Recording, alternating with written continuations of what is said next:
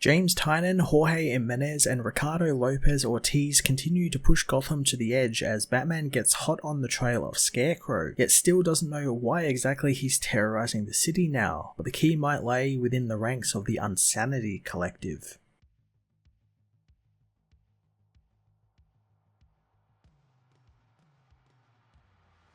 James Tynion again does a great job itching Gotham and our characters that much closer to the edge, as Batman gets to do more cool detective work this issue while also trying to unravel the conspiracy around him. I really do enjoy how all of these seemingly unrelated things like the Unsanity Collective and even Harley's story with the new character Gardner are related and are all starting to tie into one another in some form. The continued building up of the Future State Magistrate stuff with Simon Saint is fantastic, and I love that we're diving into all of the little bits of the origins that were hinted at within those Future State books, like who was actually behind the Magistrate, as well as even Peacekeeper 1, who is absolutely going to turn out to be that cop Sean Mahoney from the Infinite Frontier book, brainwashed and fixed up by Saint's people somehow. On top of all of this, Tynion gives us a fantastic Ghost-Maker backup story that sets up his plot going forward with him fighting through a super spy island to get to his arch nemesis. It's pretty straightforward, it's action-packed, and quite humorous in parts, so I'm looking forward to more Ghost-Maker in the backups of these Batman books.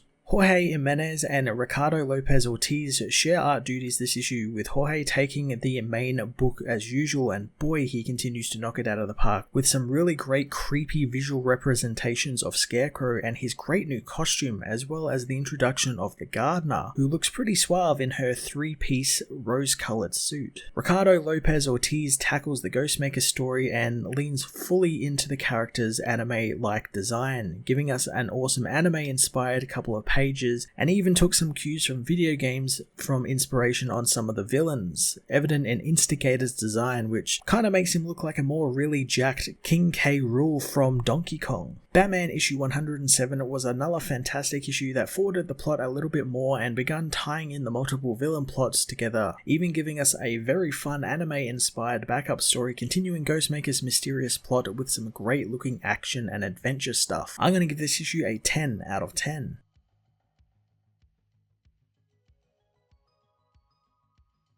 Batman issue 107 finds a Scarecrow injecting the captured Bruce Wayne again, as the hero reminds himself that he can't really hear his thoughts and Scarecrow only wants him to believe that. His mind tells him that he has become soft, but Bruce knows that's not true, as Scarecrow says that he wants Batman to think straight for this and remember fear and memory are intertwined, since fear brings clarity to them. Batman tells himself to remember the straw man on the wooden post, as sometime before, the news reports on the message that Scarecrow left at Mayor Nakano's house, a threat against the people of Gotham. Batman infiltrates Nakano's house, disabling the security, as Mr. Wise also delivers a message, saying that the Scarecrow attack was just a hoax by the government, and they are trying to capture the madness that was unleashed at Arkham on A-Day and inflicted on the city. The news continues to talk about gas mask sales going through the roof post A-Day, as well as news on the fear spreading rapidly across the city. Batman soon finds a Scarecrow hanging in the mayor's living room, studying it and finding that there is no fear toxin residue on the fibers of it. It's just a straw and burlap on a wooden post. Oracle says that she's been over the security footage and no one was seen placing it since it was done in a dead spot between two security cameras, but luckily she can map out the few routes onto the property someone would have had to have taken. Batman knows that this is a clever fear attack that doesn't need a toxin, since the tension in the city does all the work for it to get people panicked. He knows the panic isn't the purpose though, wondering what Crane is trying to accomplish. The lights suddenly turn on as Renee Montoya and her SWAT team surround Batman, saying that the hero is contaminating a crime scene. Batman congratulates her on her commissioner role, knowing that Nakano convinced her to pick up the badge again. Montoya says that she's known Nakano since he was a beat cop on the force, and he's not interested in vigilantes having any hand in this case, wanting the hero to leave, and if he doesn't, she will arrest him. Batman says that someone is trying to put Nakano in a corner and push him to act. He tells her to not forget to ask questions, prompting Renee to get angry angry with him as Batman deploys a smoke grenade, disappearing from the home. Renee orders the men to get her man Nakano on the phone, since he will want to hear about this, as in Electric Town, a knife-wielding madman rants about putting the cities back in the ground, calling all the people back to the dirt. Harley Quinn arrives on her motorbike, saying the man is about to get a bit of Gotham City justice as she smacks the man with her bat, telling him that while she likes the odd bit of mischief, she's now officially Batman's sidekick, and can't let him going around stabbing people. The man continues his rant about the death and the vines spreading under the city in the dirt, but Harley knows that he is a real nutjob, wondering what he calls himself. The man says his name is Stabbo, and that he has seen the jungles of hell and people have to be put back in the dirt where they are safe. The cops arrive, saying that Stabbo just stabbed 3 people in Robinson Park, not caring that the man needs some actual psychiatric help and his meds like Harley wants him to get. Harley smashes one of the cops in the face as more officers arrive to aid their friend. A smoke grenade suddenly covers the area as Ghostmaker arrives, eager to assist Quinn. Harley doesn't want to leave her brand new motorbike behind, but Ghostmaker says he'll buy her a new one. The cops meanwhile find Stabbo as a mysterious woman with 2 plant dogs watches on, knowing that she is in Gotham after all, and that means that there is still hope. At the clock tower, Barbara listens to things getting worse in the city, with the arriving Batman saying as much as well, wondering what the woman is working on. Barbara says that she's making a new bat signal, since the cops won't be putting the one back on the central precinct on, and she wants to keep in touch when Bruce turns off his radio. She says that Cass and Steph are planting 12 signals on rooftops around the city, and they will continue to shift them around when the signal goes up on one rooftop. She tells him when the signal does go up, he meets Gordon on the roof of the signal and they get to work. She asks what Bruce has dug up,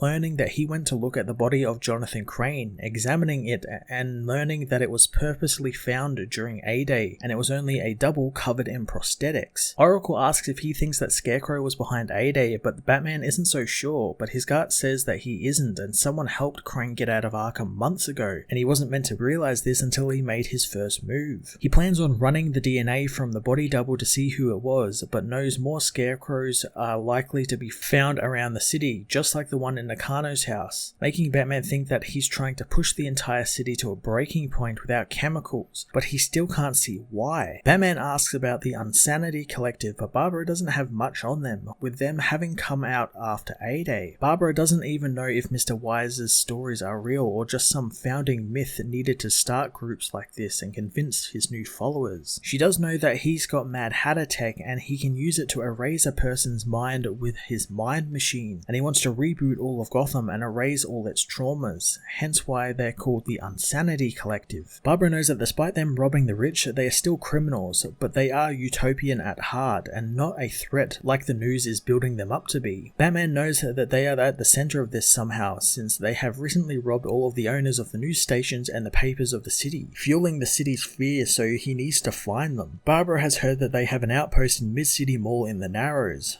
but they can scatter at any moment, and the only way someone is getting in is if a major player plans on joining them, wondering if Batman is ready to go unsane. Elsewhere, Simon Saint works away in his office as Ricardo delivers him the news of the day, saying that he's been invited to the city's groundbreaking of the new A-Day Memorial, where Sean Mahoney, the guard Simon has taken an interest in, will be as well. Simon finds this excellent news as he hears Scarecrow's voice, telling Ricardo to accept the invite and leave, telling the man that he'll meet him at home. The man exits the office as Simon talks with Scarecrow, telling him that he's alone, but Crane reminds him that the man is never alone in this city and the fear is catching, wondering if Simon can feel it. The man says he can as Scarecrow conjures up a giant Batman, saying that if he wants his magistrate, he's going to need to advance his experiment to the next phase, which means people are going to die, and will Simon accept that, or is he too afraid to save Gotham? In the Narrows, a man walks down the rain-soaked streets to the back door of the Unsanity Collective's outpost, telling the guard that he's looking for them. The guard wants to know who he is, so the man reveals himself to be Matches Malone, and he wants in on the group. Elsewhere on the Ghost stream, Ghostmaker tells his disappointed friends that he needs to leave since he needs to airdrop into where he needs to be. He tells them that during their night together he solved 6 crimes, telling them to enjoy the food and drinks since it's likely to be the last time they'll see each other again, reminding them of the Ghostmaker and how it's not a man, it's a legend, hoping that they will embellish the story of their meeting greatly. Ghostmaker talks with Icon, his AI in charge of the ship, who is glad that his finally there since they are over the fortress now. The man dresses in his costume as Icon says that 5 of his adversaries are in the facility below, and security on the island is more advanced than the GhostNet, so they will be able to track him as soon as he makes landfall. Icon warns him of the strange weapons he also found on the island, but Ghost-Maker is more than happy for some surprises, leaping from the jet despite Icon saying they need to get lower. Ghost-Maker asks where is his sense of adventure, but the AI says the man never programmed him with any. Below on Devil Skull Island, a woman talks about her family being part of the founding members of the East India Trading Company, and since the dawn of the modern era, they have been part of every piece of illicit business that has touched the Pacific and Indian Oceans. She knows the American superheroes don't know about her because she wishes it to be like that, but then when her forces begin losing shipments around the world, it defeats the purpose, and she's been losing these shipments to an urban legend of the South Pacific. And as of that morning, Ghost-Maker has cost her $118 billion. Madame Midas says that is unacceptable, and she has hired these metahuman villains to deal with this since they faced Ghost-Maker before and lived to tell the tale, and she will not accept failure on their part, otherwise she will kill them herself. The Instigator and Razorline want another shot at Ghost-Maker, as Kid Kwai says that he was very impressive, and the last time they fought, she had to destroy 3 city blocks, and yet he still managed to deactivate her. Brainstorm knows that most of the world doesn't even know he exists, so how can they track him? So Madame Midas reveals that that's not a problem, as she leaked their location through her network, and Ghost-Maker is on the island now. Instigator tries to attack her, but Midas pulls her gun on him, saying her bullets are coated in a poison and a single shot from them will kill him. The Gator calms down as Midas says that Ghost-Maker will need to overcome many obstacles throughout the island before he reaches them, and they need to think of this as their dinner entertainment. The villains watch as Ghost-Maker lands on the island, taking in his surroundings as he is confronted by 2 robotic tigers. The tigers fire lasers from their eyes as Icon says that he won't be able to withstand the focused heat from the blasts. Ghost-Maker tells him not to worry since he programmed the AI with fear since he himself cannot fear. Battling the laser tigers, Ghost-Maker knows that this is a worthy challenge to his legend.